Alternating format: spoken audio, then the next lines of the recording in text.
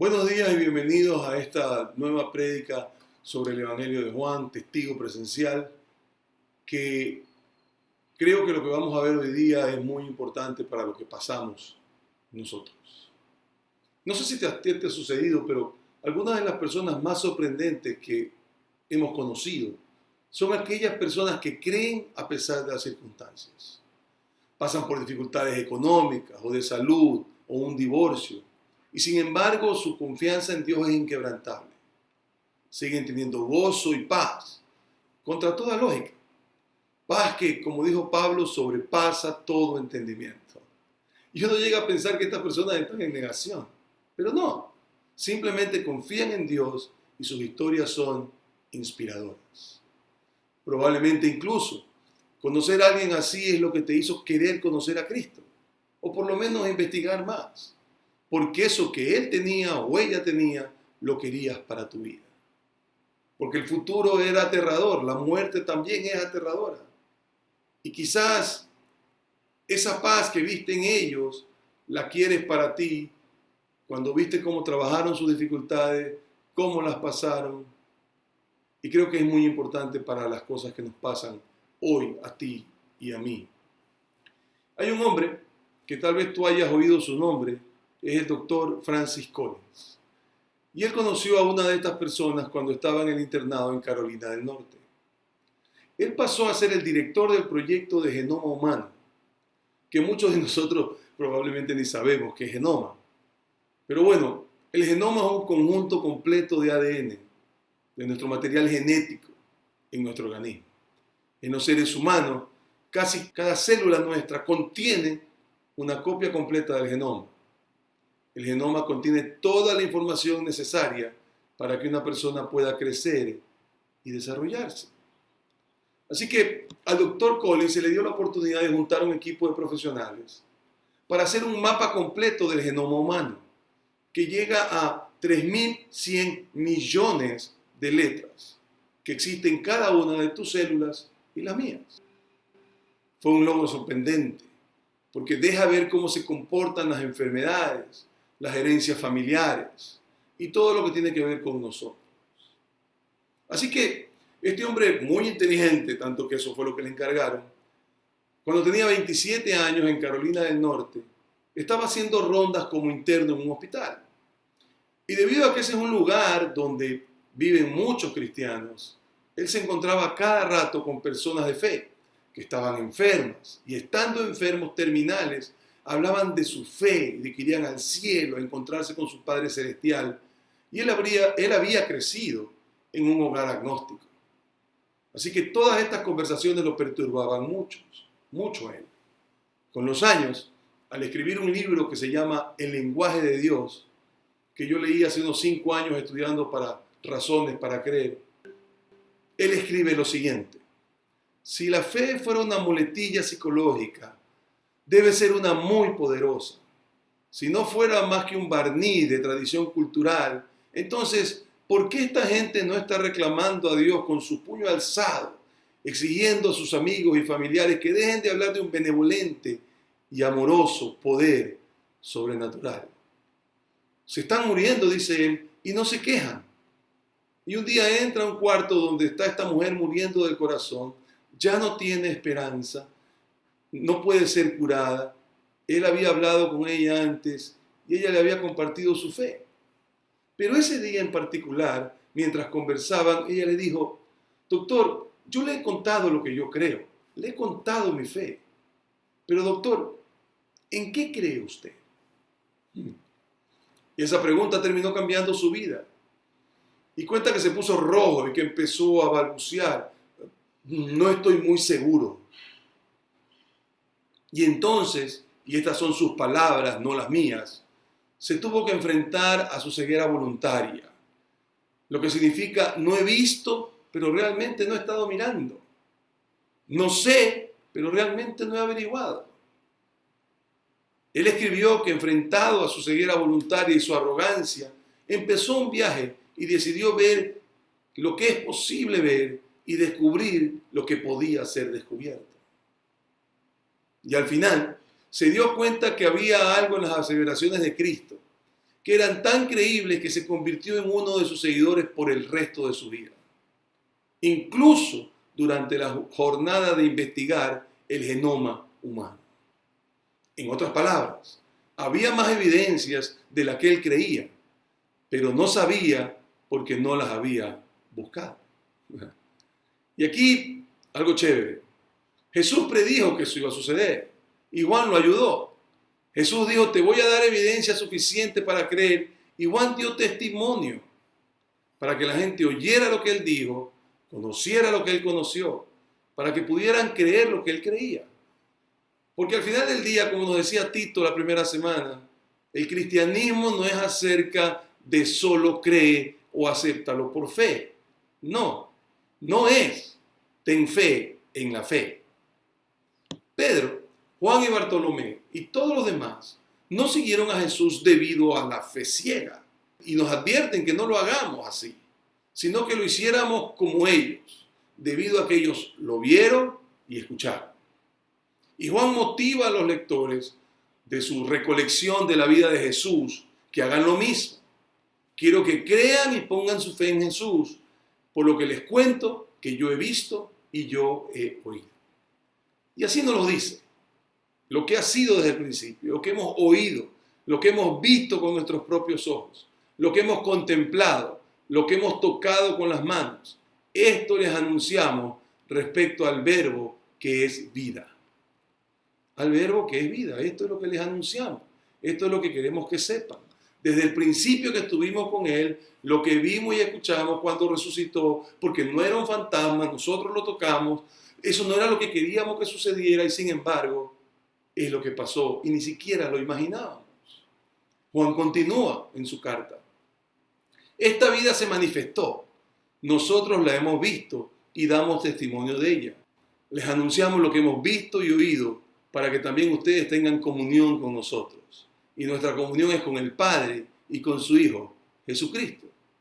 Apareció Dios hecho hombre. Yo soy un pescador, dice Juan, no me pregunten cómo.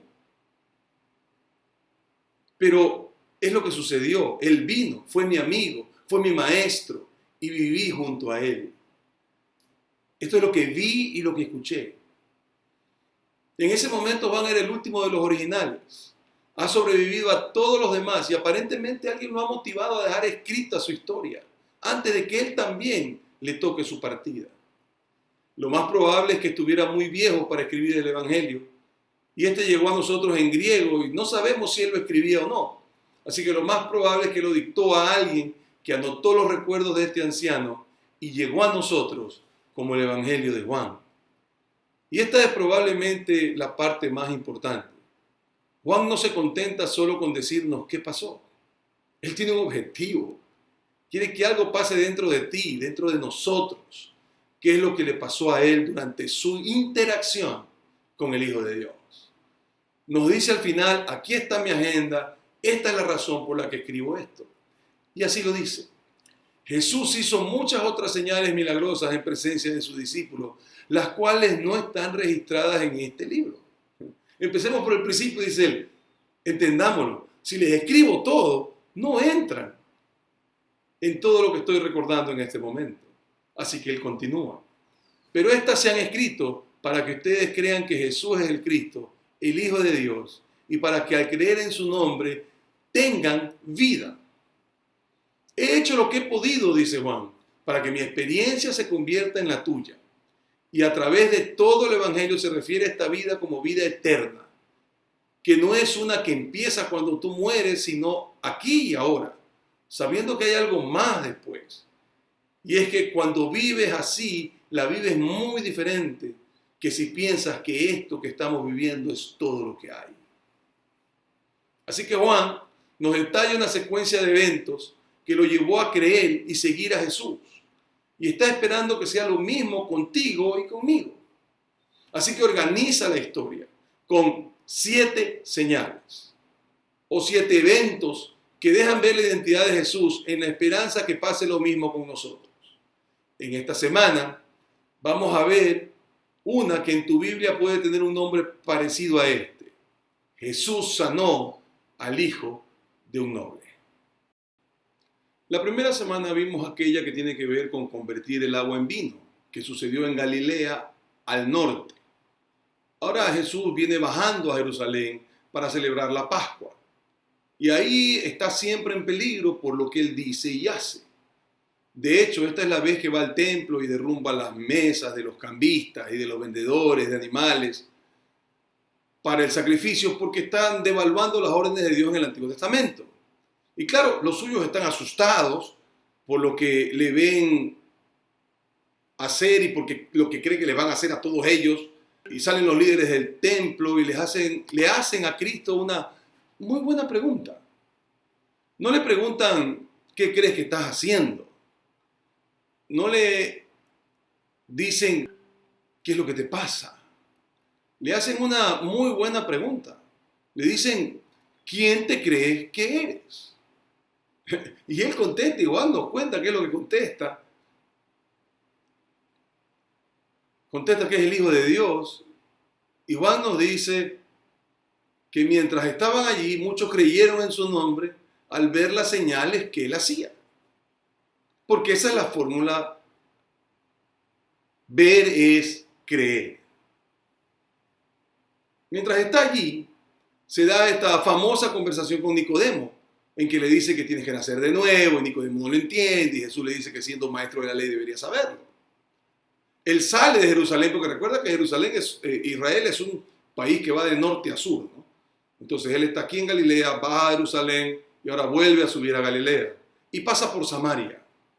Y pasa por Samaria, donde se da una extraña conversación con una mujer que no conocemos el nombre, tal vez cuando lleguemos al cielo preguntamos, supongo, pero que la llamamos la mujer samaritana.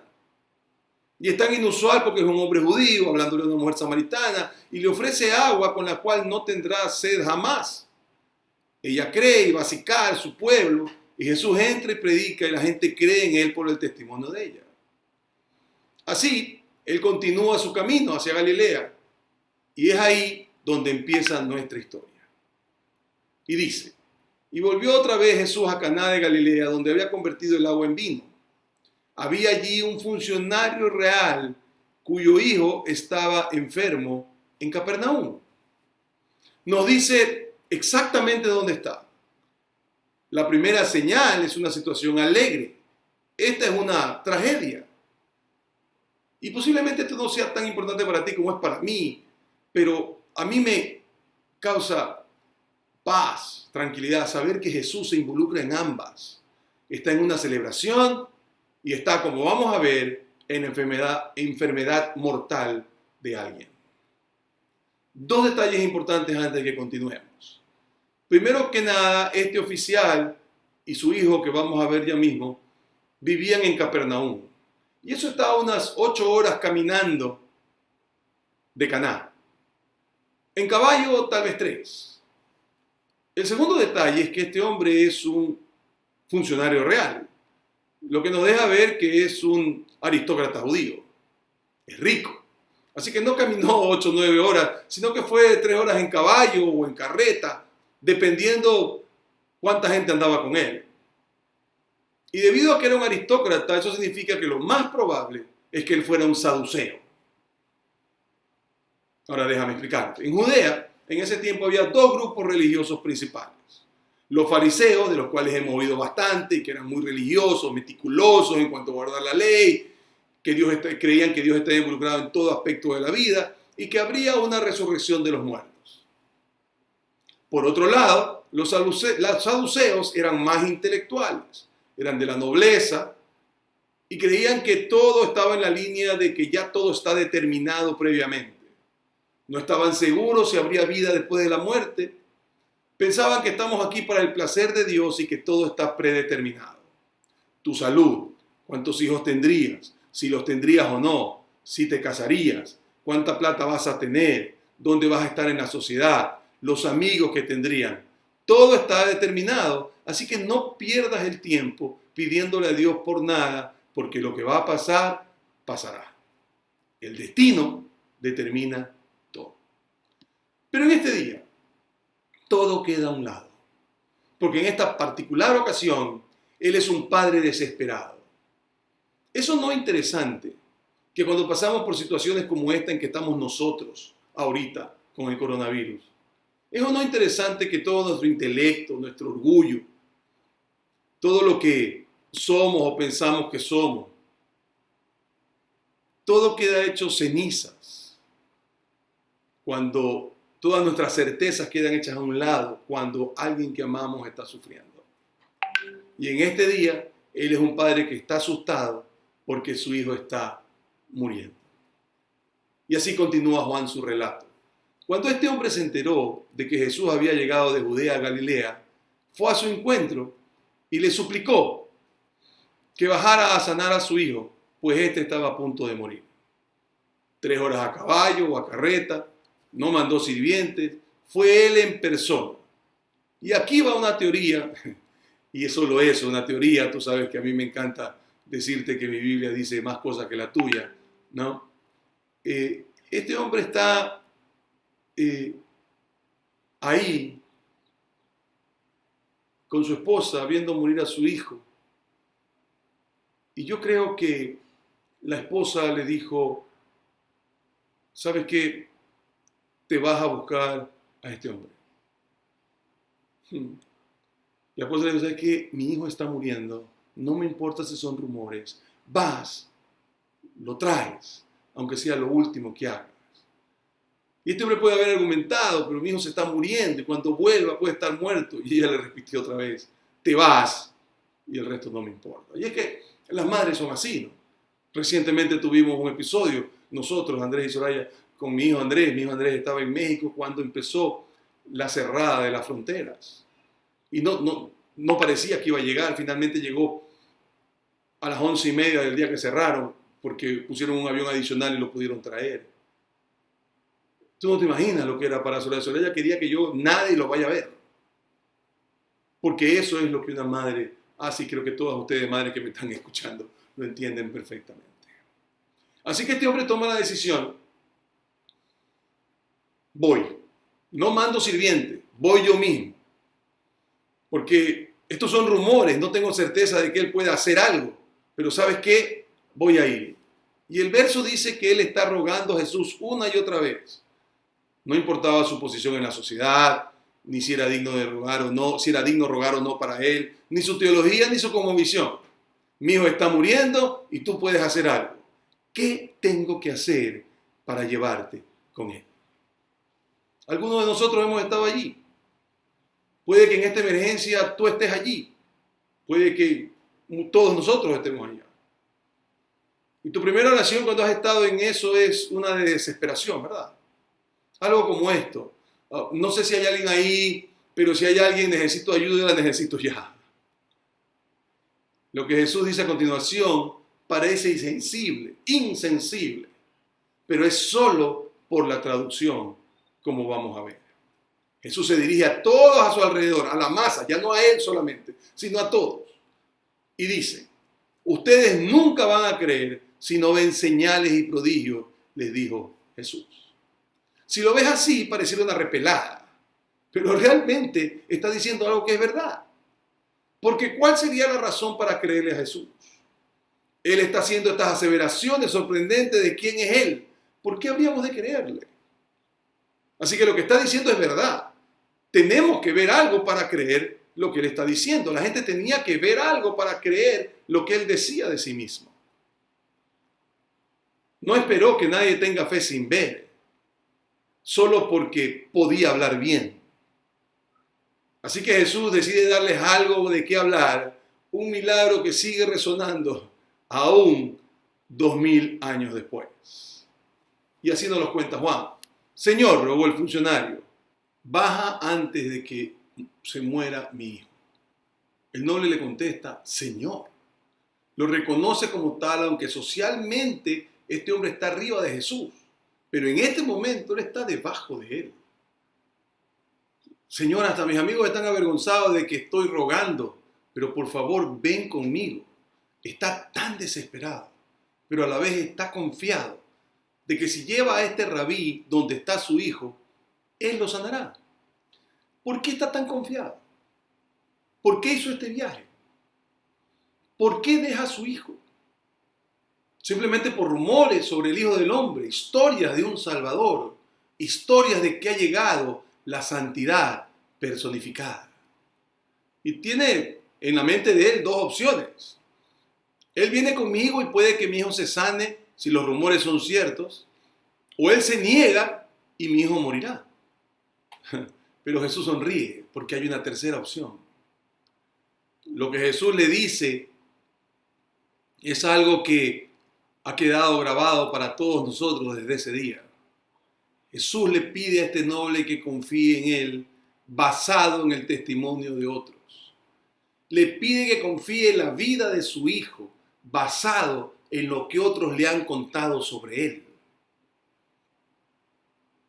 Le dice lo siguiente: vuelve a casa, que tu hijo vive, le dijo Jesús. Y en el griego la idea es: sigue tu vida normal, no te apures, no te preocupes. Parece hecho para este momento, ¿verdad? Solo sigue porque yo no voy, pero no tienes de nada de qué preocuparte.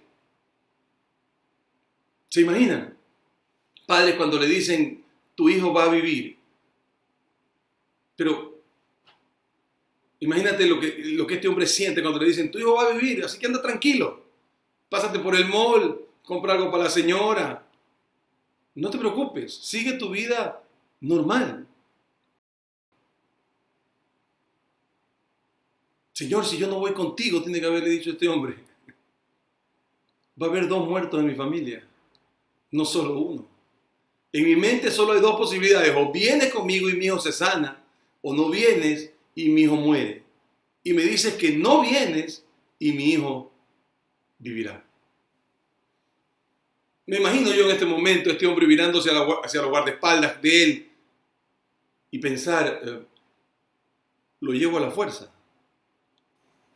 Este rabí quiere que yo haga como que nada, que me vaya al cine y que después regrese tranquilo porque ya está hecho.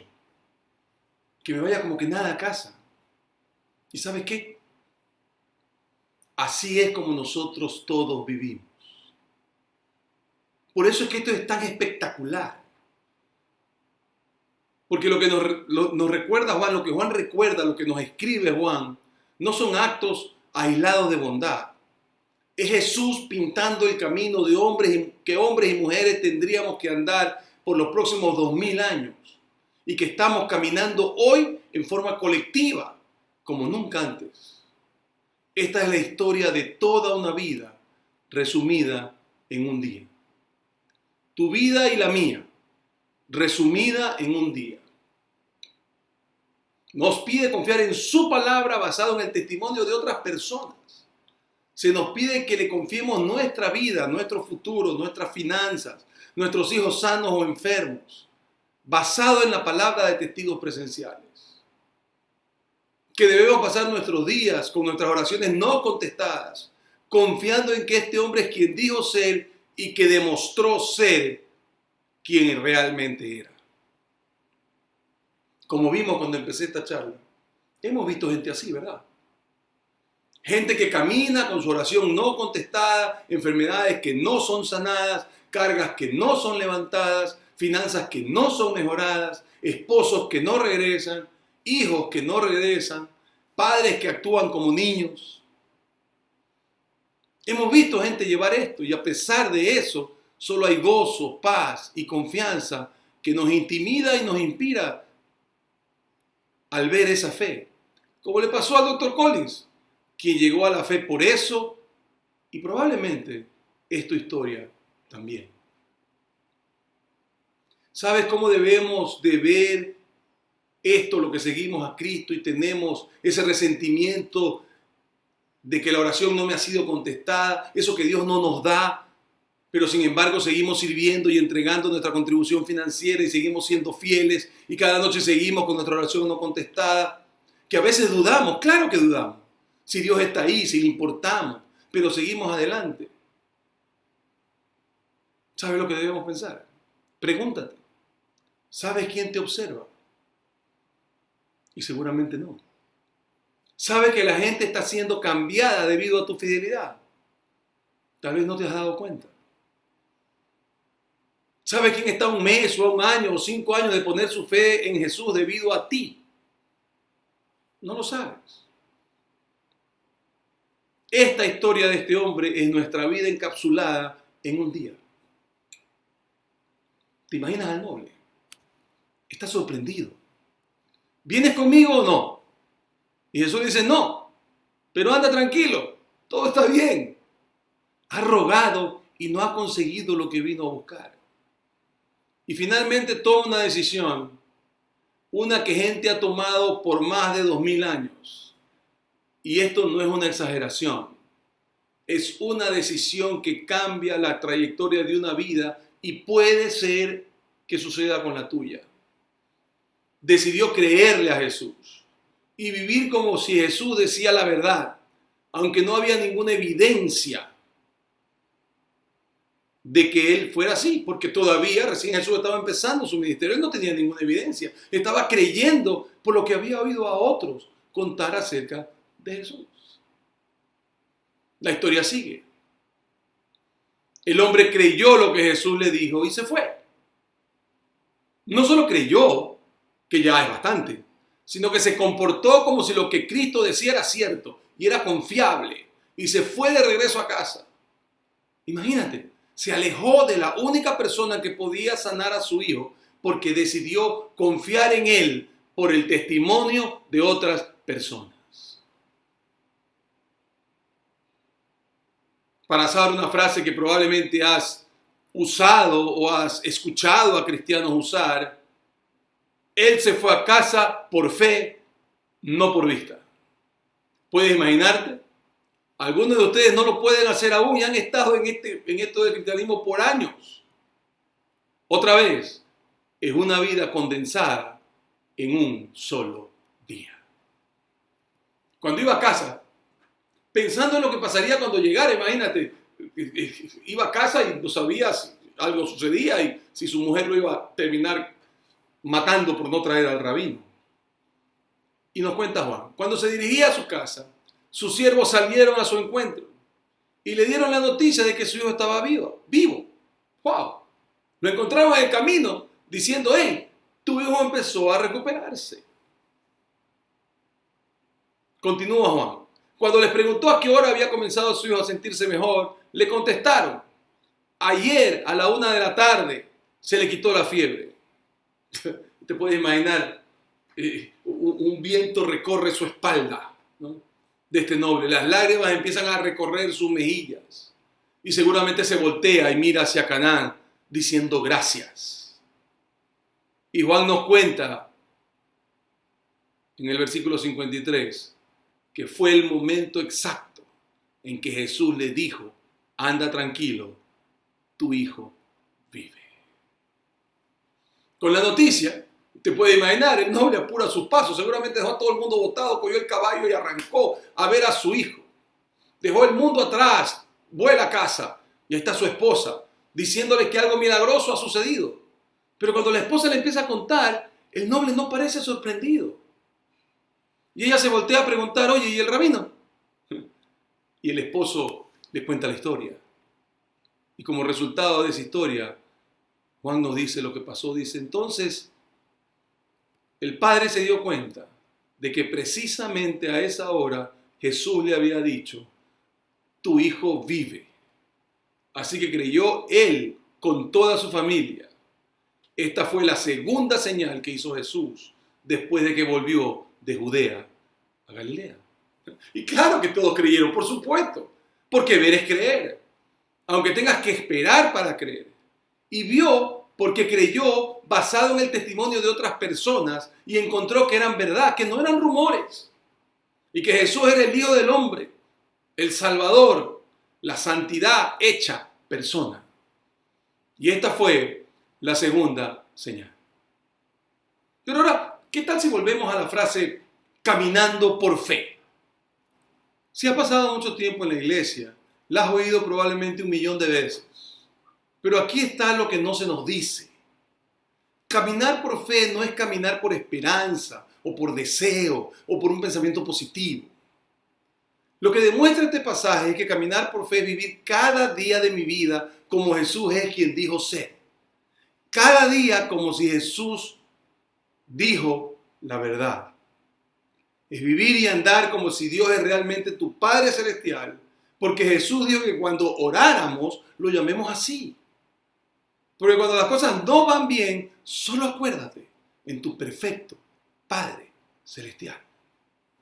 Vive por fe. Vivir por fe y caminar por fe es vivir como si tu pecado realmente ha sido perdonado. Que Dios no te lo va a tomar en cuenta. Que no tienes que pedir perdón una y otra vez. Que no tienes que pagarle con sacrificios o con dinero, porque Él no está buscando eso. Y es lo que Jesús dejó ver con claridad y por eso murió. Que es lo que veremos cuando lleguemos hacia el final de esta serie de prédicas sobre testigo presencial. Vivir como si realmente, y para algunos de ustedes es la parte más difícil, como si realmente eres amado incondicionalmente. No por algo que hiciste, y esto es lo que cambia todo, lo que cambió el mundo. Que no fue lo que cambió el mundo, que todos recibieron lo que pidieron en oración. No. La razón por la que el cristianismo le dio forma a la cultura occidental no fue porque el mundo obtuvo lo que pidió. Lo que la transformó es lo que dice al final de este evangelio.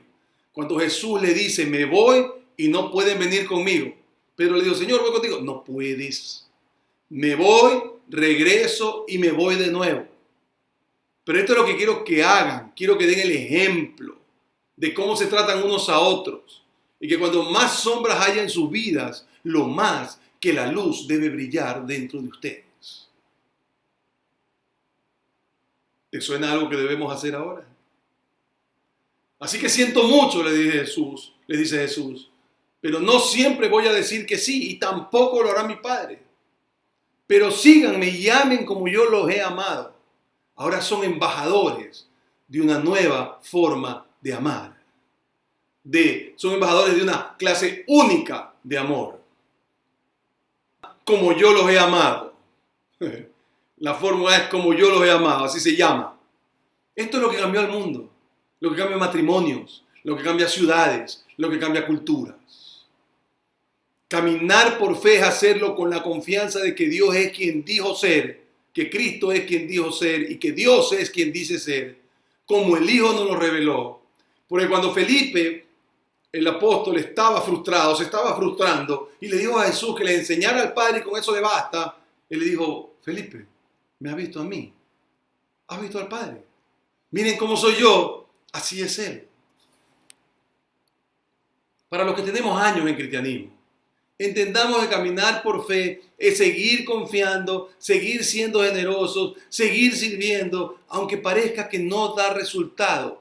Porque eso es lo que hace la gente, eso es lo que hace que la gente, mejor dicho, como Francis Collins, presten atención. Si tu caminar por fe es vivir como si Dios fuera quien dice ser, es tu estilo de vida el que hará que la gente se detenga y preste atención. Y ha sido así desde el principio y hoy más que nunca tenemos que demostrarlo. Al final del libro, Juan nos dice algo que veremos en detalle más adelante en la serie. Cristo ha resucitado y está diciendo unas cosas finales.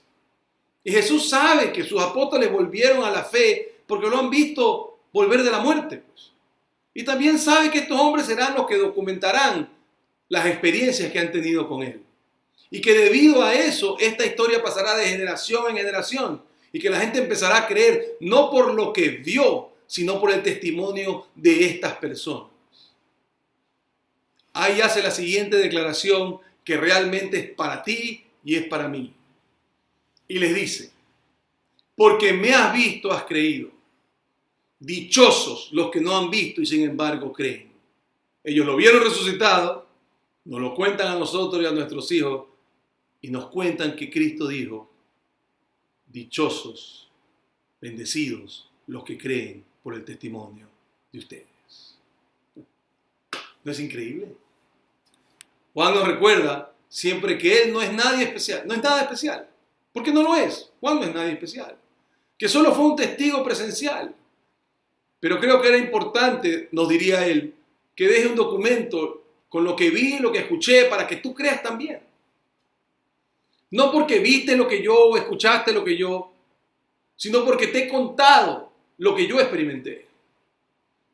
Pero no solo es para que lo sepas, la razón por la que escogí estas historias en particular, estas 7 historias que estamos viendo, es estas cosas se han escrito para que ustedes crean que Jesús es el Cristo, el Hijo de Dios, y para que al creer en su nombre tengan vida.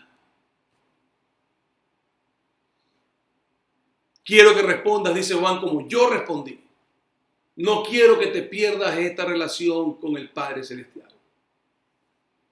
Y la esperanza nuestra, de la iglesia nuestra, mía propia, es que tú también, si no crees, empieces a creer.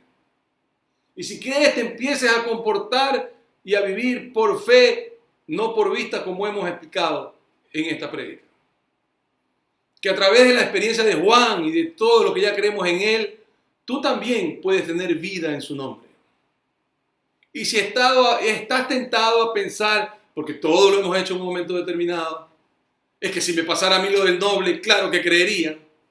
Esto es lo que quiero que hagas. Aprovecha que estás encerrado. Toma el libro de Juan y léelo. Pero no lo veas como la Biblia. Velo como un documento que dejó un hombre entrado en años, que vio y escuchó. Y tal vez al leerlo por ti mismo pasará algo que nadie podrá explicar. Lee el recuento de Juan de lo que él vio y escuchó. Y probablemente tú creas por el testimonio de él. Francis Collins dijo, y con esto termino, no es suficiente con leer las notas en las páginas. En algún momento tienes que oír la música. Y es mi esperanza y mi oración que mientras lees el libro de Juan o me escuchas en esta prédica, oigas la música y obtengas vida eterna. Que eso sea así para ti si todavía no confías en Jesús. Pero los que ya creemos, que aprendamos a mostrar la fe que tenemos. Que aprendamos a vivir por fe y no por vista. Porque no importa lo que Dios conteste o no conteste, Él está ahí para nosotros. Y lo sabemos tal cual como lo supo el hombre noble por el testimonio de otros. Y esa es la vida de fe que tú y yo vivimos. Sigamos adelante, sigamos creyendo, porque hay gente mirando qué hacemos los creyentes en momentos tan duros como los de este tiempo para nosotros. Oremos. Quiero orar contigo. Padre, te damos gracias, Señor, por la posibilidad de contactarme con mis hermanos y amigos a través de la tecnología. Hubiera sido imposible de otra manera. Señor, gracias por la gente que ha trabajado tan duro para que esto se pueda dar y que yo pueda llegar a los hogares de ellos. Padre, gracias por esta palabra que hemos escuchado hoy día, que calza perfecto con lo que estamos haciendo, sin querer, porque era la prédica que tocaba. Bendice a mis hermanos, Señor, dales la dicha de caminar por fe y no por vista. Y permítenos, Señor, seguir adelante, confiar cada día más en ti, no importan las circunstancias. Y bendice a mis hermanos y amigos que están del otro lado. Y permítele, Señor, que sigan su vida, caminando por fe, y que lo que hagan sea siempre en el centro de tu voluntad, y que vivamos confiados de que tú no tienes que estar presente para estar presente. Gracias por este tiempo en el nombre de Jesús. Amén. Y amén. Gracias, mi hermano, que Dios lo bendiga. Que las maravillas que mi Dios ha hecho no las hace nadie.